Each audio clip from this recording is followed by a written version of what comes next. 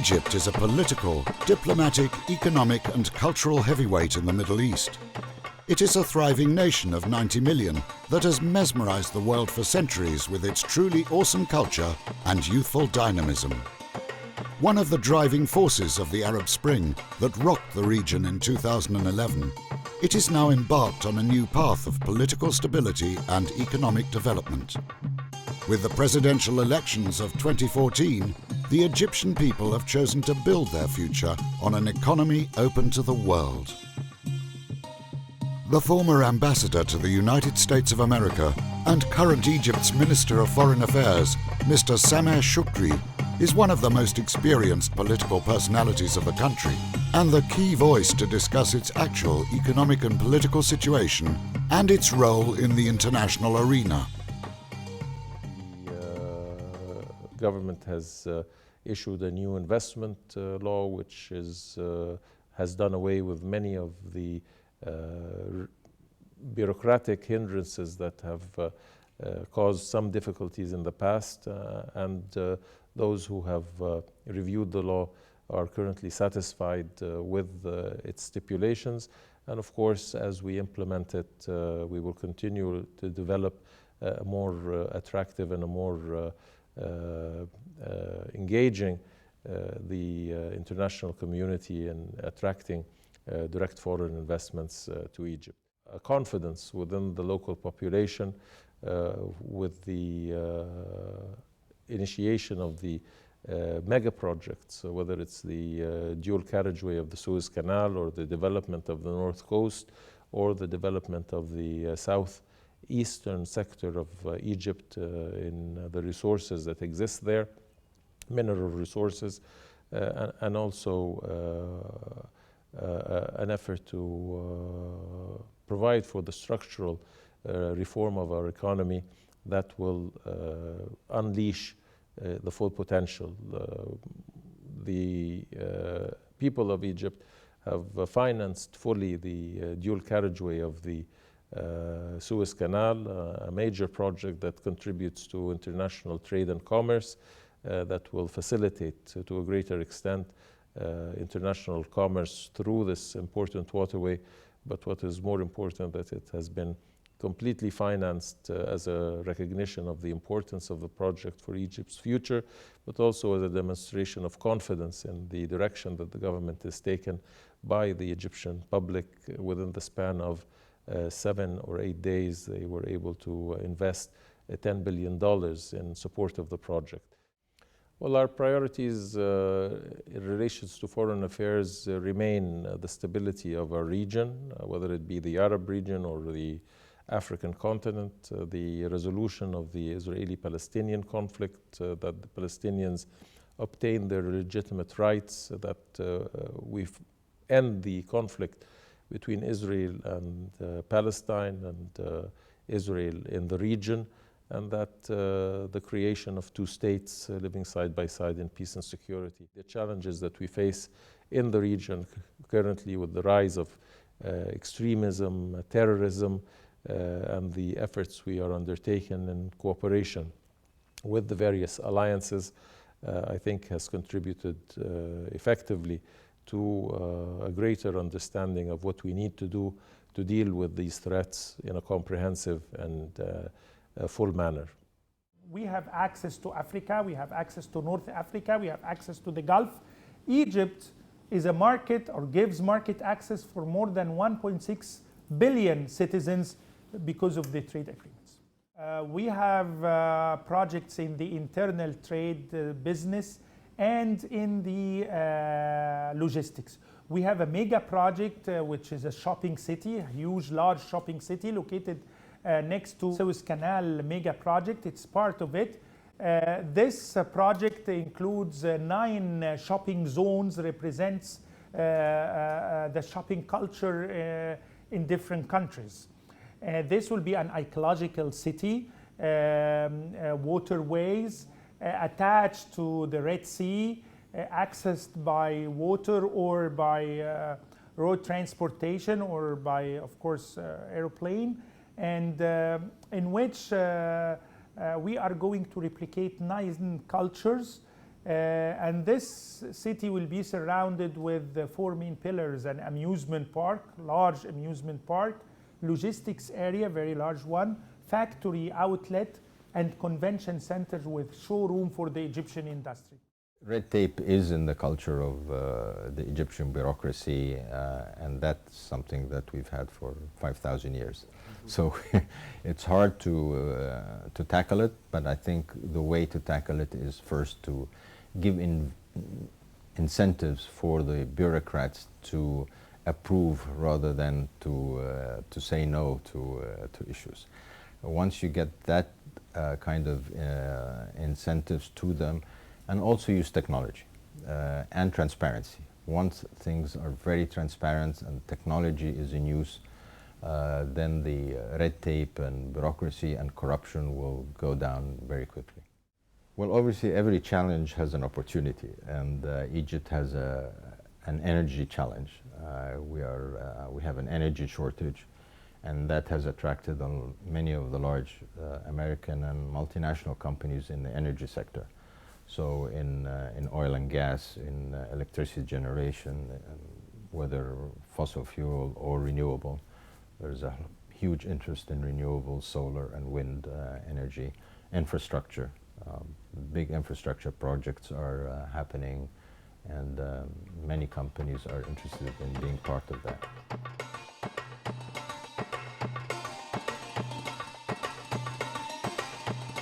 The government wants to base economic development on the private sector and is keen to woo investors.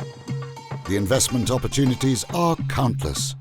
The appetite is increasing throughout all sectors, particularly real estate.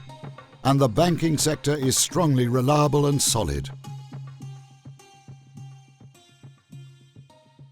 I can say that Seacon will have 2 hotels within the next 2 years. One will be 5-star hotel in Cairo, in Maadi area, towards Nile Tower, with a capacity of 256 room and guests. And we have agreed with Hilton International to operate this and other hotels, which will be with capacity 100 to 120 room, will be in New Damietta. And we consider Seacon to have these 2 hotels within the 2 years, the next 2 years, is something in order to have its investment always moving and in a safe, because in addition to real estate investment now, we will have also tourism investment. I can say that Egypt is moving towards improvement, and I can say that Egypt now is recording a new history and a huge investment is coming on. And I can say the good advertising for the new investment in Egypt, either for local investors or outside investors, is a work which was done in New Suez Canal. In December 1994, we started by a small private sector company trading in telecommunication infrastructure business. We have been working in Egypt for since that time, representing a group of multinational companies in the field of infrastructure services for telecommunication business. Then in 2002, we have decided to diversify our business ourselves. First of all, by taking our EgyPro company into other African countries. So we have been active since 12 years now, since 2003. We have been active in countries like Nigeria, Ghana, Ivory Coast, also in Kenya, Tanzania, Uganda, Algeria, in East and North Africa, with the telecom infrastructure company. But we have also decided to diversify ourselves in the business type.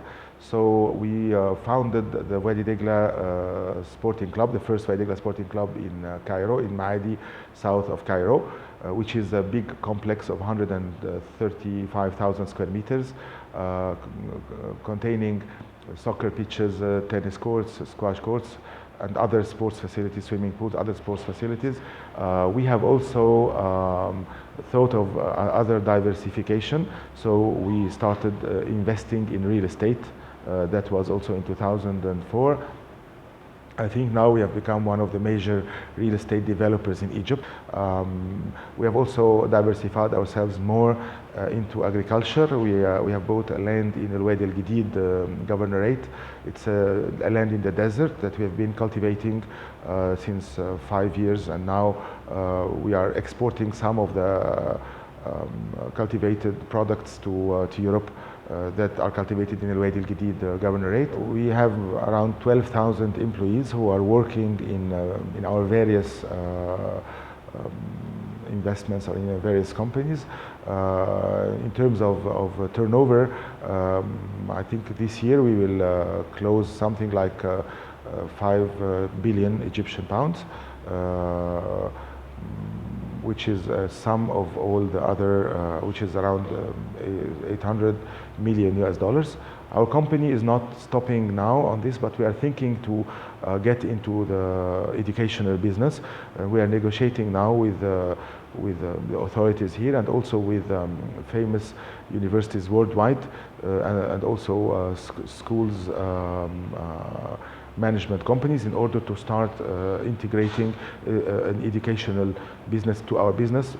I pretend to be a real example for a company that started with little money in Egypt. We invested something like $20,000 or $30,000 in 1994. Now our company is worth billions of dollars.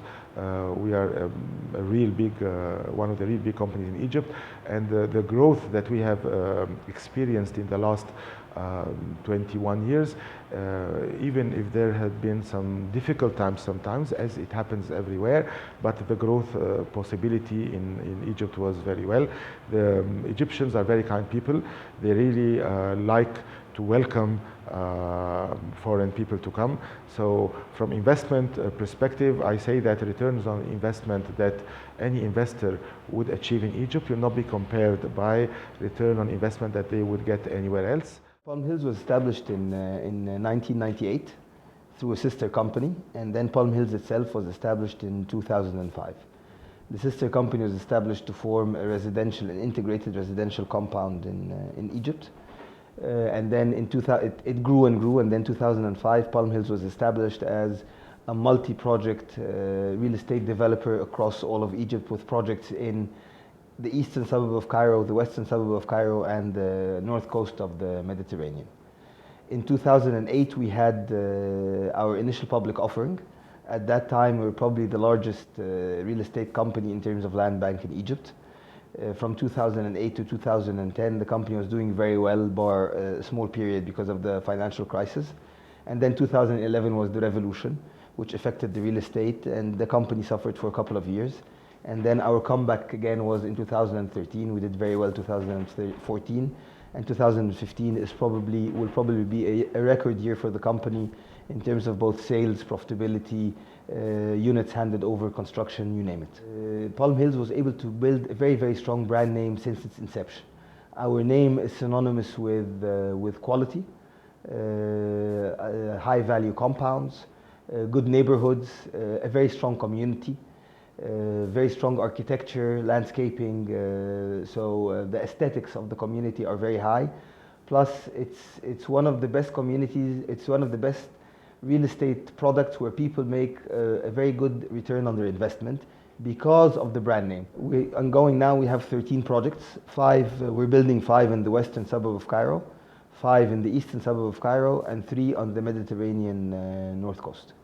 We are very hopeful with the policies that are being put together by the government. I think one of the most important, not policies, but one of the most important directions the government is taking is its dependence on the private sector to lead the economy. I mean, we believe that the private sector is the true engine for economic growth in a country like Egypt. In that regard, they are putting together a simpler tax law, what's supposed to be a simpler investment law. They're putting together a new real estate, not law, but new real estate regulations that are supposed to ease the real estate process. So I think on multiple fronts, the government is working to make it easier for the private sector to invest in the country. For example, the highest tax bracket will be 22.5%, which is down from 30%, which is a big encouragement for the private sector to put in to continue investing in the country. Egypt has a huge amount of laws, and in some instances they go against each other. So I mean, the judicial system and the laws needs to be simplified. Things need to take much shorter in the courts. The other thing is obviously the foreign currency situation. The FX situation as it currently stands is very challenging. I mean, we don't depend on foreign currency ourselves because it's all a local business, but we understand that many importers are facing FX delays, plus it's affecting the stock exchange significantly. The real estate sector, it's one of the main engines of growth in the country, and it's a severely undersupplied sector. So, I mean, one of the things that I think investors look at the most is supply and demand dynamics. If supply is by far less than demand, then you can expect growth for the coming years. If the opposite is true, then you would expect prices to decline and the whole sector to stagnate. Dora Group has been in the construction business since 1943, from the founder of my late grandfather, engineer Mohammed Dora. It has been one of the biggest in the Middle East construction businesses. And then in early 1990s, my father started to get into the real estate developments. We started with the satellites of Greater Cairo, like Sheikh Zayed City and Shuruk. Now we are in Sheikh Zayed City. We've also started developments in the Emirates, and the construction business has been going parallel to that, also growing in the Gulf. So we've been now ranked A as contractors and in constructions in Saudi Arabia and Doha, Qatar, and the Emirates, all around Emirates, Dubai, Abu Dhabi, and Sharjah. Capital Business Park is 9 buildings, 5 of which is already done. Other 4 is for phase 2. The 5 buildings is what we're having the grand opening to. We're talking about around 120,000 square meters, including the basements. Basements already include several things that can be used also by the offices, as storages, data rooms for them. The technologies is very high here, the security is very high. Every single inch is being covered with cameras and access control to enter anywhere you're going. Of course, the retail area has its own accessibility for whoever wants to come and have a coffee. Investing in Egypt, I think it's a great opportunity these days to come and enter into Egypt. Many multinationals, without mentioning names, they operate in so many countries. The margins that they do in Egypt and will do in Egypt is much higher than expected. Egypt has a great demand. That's the gift that it has. It doesn't only have a fertile land, it has a fertile economy. The demand is there. People need the products and they are willing to pay. You have a great purchase power. I think that there has been a delay in the growth of the economy here over the last 4 to 5 years. So obviously then it becomes an opportunity because there are several things that should have been taking place didn't take place. So it's the time now to come and do that. When we talk about the real estate market in specific, number one, we have a huge demand. We have around 600,000 marriages a year, which requires 100,000 new units to be provided in the market. We come from a deficit of around 3 million units in Egypt, considering people staying with their parents, people living in slum areas, and so on. So if you add these two numbers together, you can identify a real demand in the market. I believe the agribusiness sector in Egypt is heading towards more sophistication, more professionalism, better packaging, and better response to customer demands. Wadi is in a very good position to capitalize on these trends, and there is no reason why others should not do the same. The Housing and Development Bank has two major arms. One of them normal commercial banking activities, taking deposits and granting loans, dealing with corporate, dealing with retail, dealing with small business and medium-sized businesses. And this is the first arm. The second arm is an engineering division. And this is a historic thing when we used to acquire land and to construct it and to work as a developer. However, for the last 10 years, this activity has been not allowed the bank to do it. And in substitute, we started acquiring companies which can do the same development work. So we have an investment arm and a commercial banking arm. The challenge is bureaucracy. It will always the major problem we are facing, bureaucracy. We have a lot of inherited habits in our management system, especially in the government. The requirements, the terms and conditions, too many control bodies are looking after each transaction, and this is the major challenge. What I recommend, in fact, is that all these control bodies, they have to get into seminars to be educated how to look into the matters. But believe me, the market in Egypt is much wider, it's very big. There is opportunity for everybody to make money. If they come here, they will find wonderful opportunities to make high returns. We have laws which were introduced lately to encourage investors to come, also to control the processes, the things they were always complained from. So things became much clearer for them. When they come, they have the laws which protect their investment.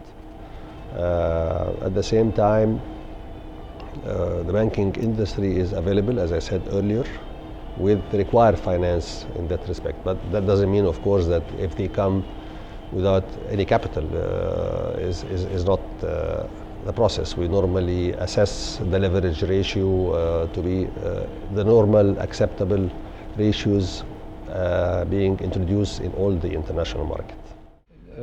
Bank Audi actually in its present form started in 1962 in Lebanon, and then it grew to become the biggest Lebanese bank. Due to its strategy of expansion in the Middle East, they thought of Egypt as an important market in the MENA region, and we acquired the smallest banking unit in Egypt in 2005.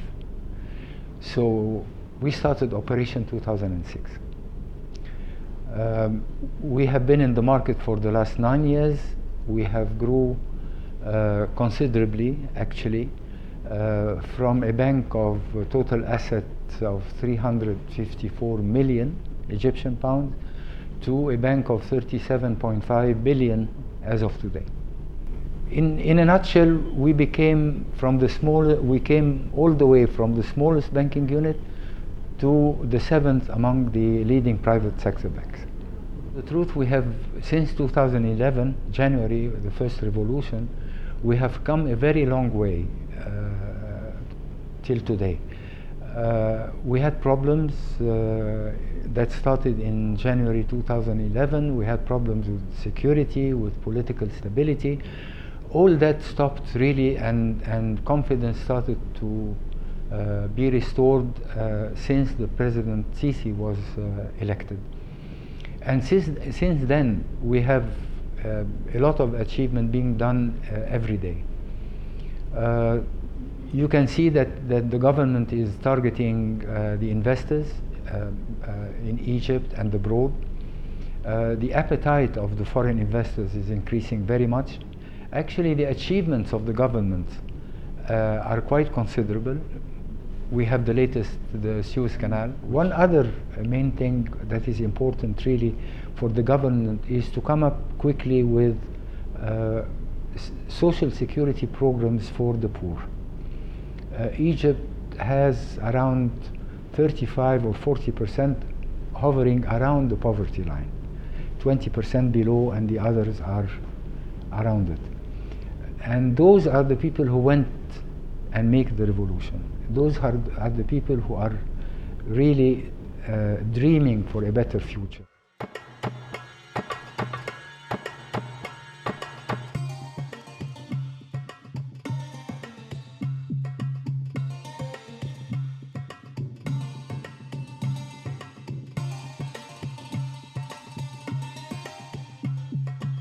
Although the challenges are numerous, the country is now ready to face a new era of economic, political, and social development.